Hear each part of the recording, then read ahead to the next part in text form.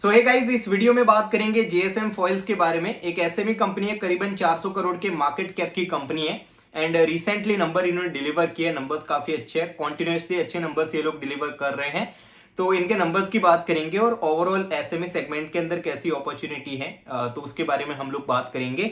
सबसे पहले इनके बिजनेस मॉडल की बात करें तो ये लोग फार्मा पैकेजिंग सेक्टर के अंदर है। लाइक जो एल्यूमिनियम के स्ट्रिप होते हैं, जो फॉइल्स होते हैं, जो ये दवाइयाँ वगैरह पैकेजिंग करने के लिए काम में आते हैं, वो ये मैन्युफैक्चर करते हैं। ठीक है, लाइक आप लोगों ने देखा होगा कि दवाइयाँ जैसे टैबलेट हो गई, कैप्सूल्स हो गई, तो इनके लिए wide range of packaging use होते हैं एल्यूमिनियम के, तो वो ये लोग यहाँ पे बनाते हैं। ठीक है, सो दैट्स वाई यहाँ पे अगर बात करेंगे तो डिमांड काफी अच्छी। आपको पता है फार्मा के अंदर किस तरीके की ग्रोथ है, और इंडिया अगर देखोगे आप लोग 200 कंट्रीज के अंदर यहाँ पे अलग अलग जो फार्मा कंपनीज है हमारे, वो एक्सपोर्ट करते हैं लाइक ये दवाइयाँ वगैरह। सो दैट्स वाई यहाँ पे कंपनी के लिए यहाँ पे डिमांड का कोई भी दिक्कत नहीं है। इस वजह से आप लोग देखोगे कि इनका कोई भी जो क्वार्टर है वो वन ऑफ क्वार्टर नहीं होता। कॉन्स्टेंटली हर क्वार्टर के अंदर ये लोग जो है वो अच्छा ग्रोथ हासिल करते हैं। अच्छी यहाँ पे टॉप लाइन ग्रोथ हमको देखने को मिलती है। ठीक है, एंड रिसेंटली इन्होंने यहाँ पे एक नए बिजनेस के अंदर भी एंटर किया, जो अपनी टैबलेट के लिए जो पैकेजिंग होती है वो तो ये लोग बनाते ही है,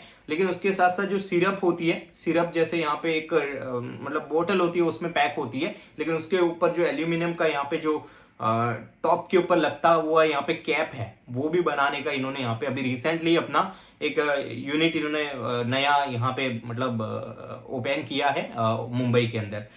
बेसिकली इनकी बात करें तो इनके दो फैसिलिटीज है। एक फैसिलिटीज इनका मुंबई में था, ठीक है, वसई के अंदर इन्होंने स्टार्ट किया था, 2019 में ही कंपनी स्टार्ट हुई थी।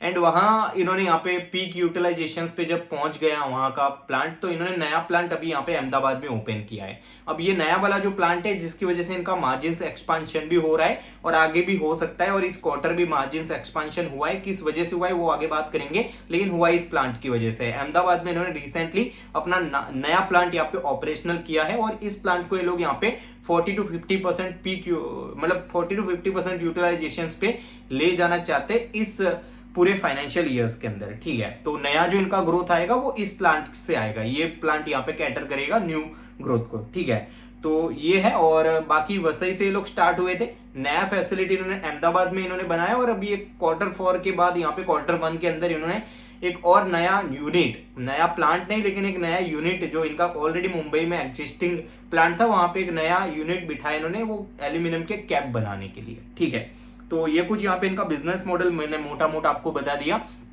अब ग्रोथ की बात करें तो कंपनी ने यहाँ पे टॉप लाइन ग्रोथ लगभग 86% का यहाँ पे टॉप लाइन ग्रोथ इन्होंने रिपोर्ट किया है, जो कि करीबन यहाँ पे 97 करोड़ का रेवेन्यू इन्होंने किया है।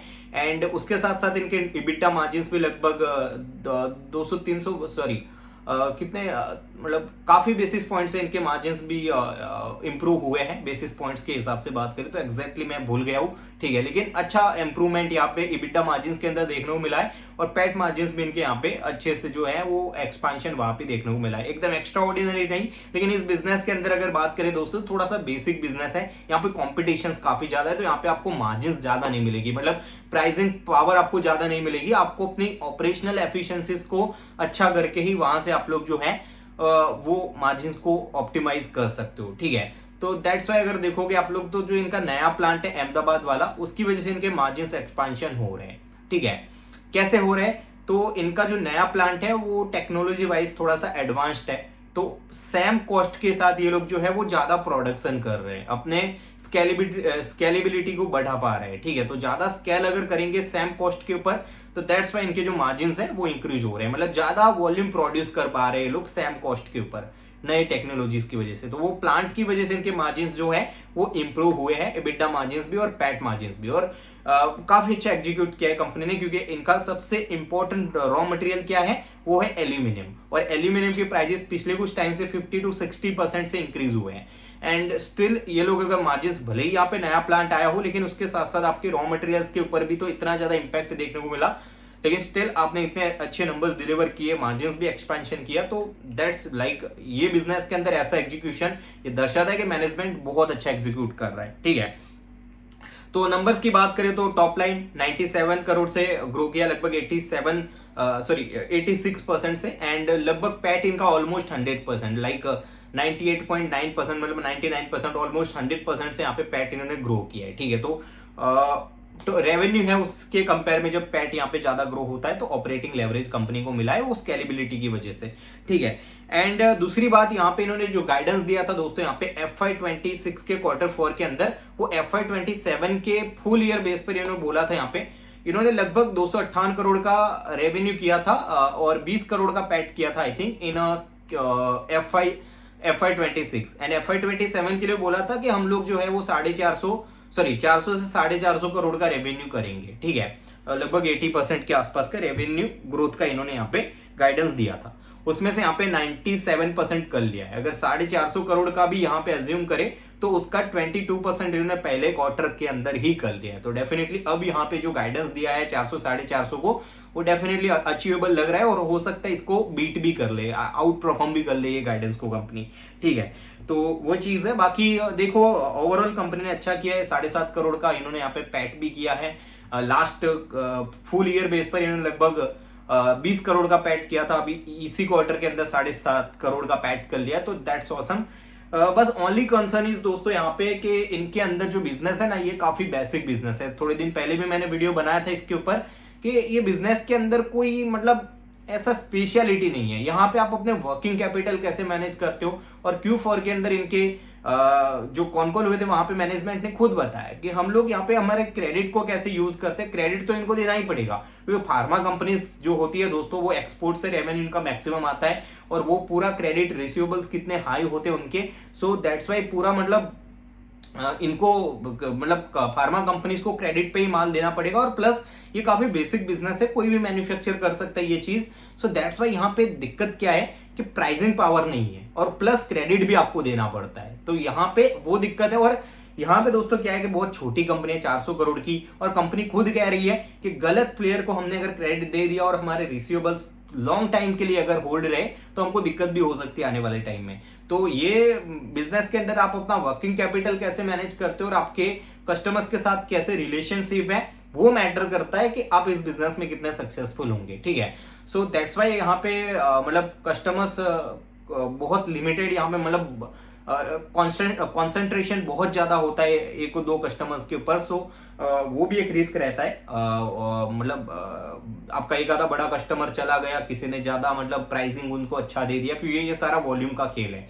ज्यादा वॉल्यूम प्रोड्यूस करो, कम प्राइस के ऊपर यहाँ पे कॉस्ट के ऊपर मतलब वॉल्यूम प्रोड्यूस करो एंड देन उसको यहाँ पे आप लोग मतलब अच्छे प्राइजेस पे बेच पाओगे। तो अगर आपसे अच्छा प्राइस किसी ने दे दिया, आपका बड़ा प्लेयर किसी और के पास चला गया, बड़ा क्लाइंट, तो वो भी एक दिक्कत है। ठीक है, तो वो है वर्किंग कैपिटल एंड क्रेडिट कैसे आप लोग देते हो, उसके ऊपर पूरा ये बिजनेस का सक्सेस जो है वो डिपेंड है। ठीक है, तो वो एक कंसर्न रहेगा। बाकी डिमांड यहाँ पे तो भाई डिमांड का तो कोई इश्यू ही नहीं है, इस वजह से तो ये कांस्टेंट 85% 100% से ग्रो कर पा रहे हैं अपने रेवेन्यू को। और उसके साथ साथ मैनेजमेंट को भी हेड्स ऑफ है भाई कि ऐसे बिजनेस के अंदर जहां पे इतना सेंसिटिव बिजनेस मॉडल है, वहां पे आप लोग इतना अच्छा एग्जीक्यूट कर रहे हैं, साथ में मार्जिन को भी एक्सपेंशन कर रहे हो, मार्जिन का भी। सो दैट्स वाई यहाँ पे हेड्स ऑफ है भाई, मैनेजमेंट कॉन्टिन्यूसली अच्छा कर रहे हो। दैट्स वाई यहाँ पे स्टॉक को भी बहुत अप्रिशिएट किया मार्केट ने। जब Q4 के अंदर नंबर्स डिलीवर हुए, मुझे पता है 190 आसपास था स्टॉक्स। एज ऑफ नाउ देखोगे 260 को भी पार कर गया था यहाँ पे बीच में ये स्टॉक। सो दैट्स वाई यहाँ पे मार्केट ने भी जो है वो इनको रिवॉर्ड किया है कांस्टेंट। वैल्यूएशंस की बात करें तो इन्होंने लाइक 7.5 करोड़ का पैट इसमें किया है। एंड उसके अलावा अगर बात करोगे तो इनका फुल ईयर गाइडेंस है 450 से 450 करोड़ का रेवेन्यू का, लेकिन मुझे लगता है 450 कर लेंगे लोग। ठीक है, और पैट अगर हम लोग कंजर्वेटिव बेस पर 35 करोड़ का भी पैट हम लोग यहाँ पे एज्यूम करें, सेम मार्जिन जो FY26 में, हालांकि इनका पैट यहाँ पे ज्यादा ही होगा FY26 के अंदर 35 से ज्यादा कर सकते हैं लोग, क्योंकि मार्जिन एक्सपेंशन होगा, दैट्स वाई FY26 के कंपेयर में।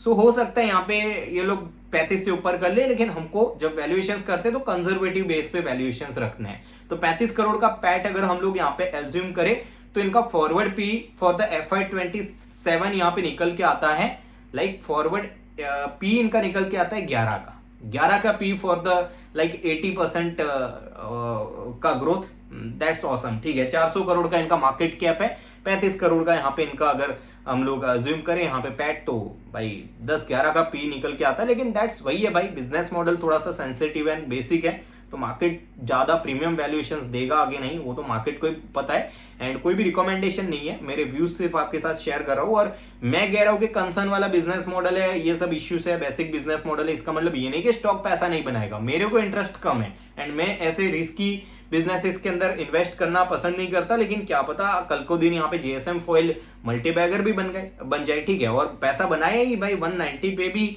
मैं तो बहुत पहले से इसको ट्रैक कर रहा हूँ, कभी पैसा नहीं लगाया लेकिन ट्रैक काफी लंबे टाइम से कर रहा हूँ। सो मेरे सामने स्टॉक ने भाई 50% तो पिछले कुछ टाइम से इन्होंने यहाँ पे इसके स्टॉक ने यहाँ पे ग्रोथ हासिल की। लेकिन ये कोई भी बाई सेल रिकमेंडेशन नहीं है, ओवरव्यू वही है कि भाई एग्जीक्यूशन कमाल का रहा है और ऐसा ही एग्जीक्यूशन मैनेजमेंट की ओर से रहा तो ये कांस्टेंट यहाँ पे ये स्टॉक पैसा बना सकता है। लेकिन दिक्कत वही है इस बिजनेस मॉडल में, थोड़ा सा भी एग्जीक्यूशन आपका दिक्कत वाला हुआ, वहां पे आपका पूरा बिजनेस मॉडल यहाँ पे खराब हो सकता है, ठीक है। तो वही है, overall company doing really great. बाकी अगेन कोई बाय सेल रिकमेंडेशन नहीं है, कोई डाउट्स है तो कमेंट्स के अंदर पूछ सकते हो।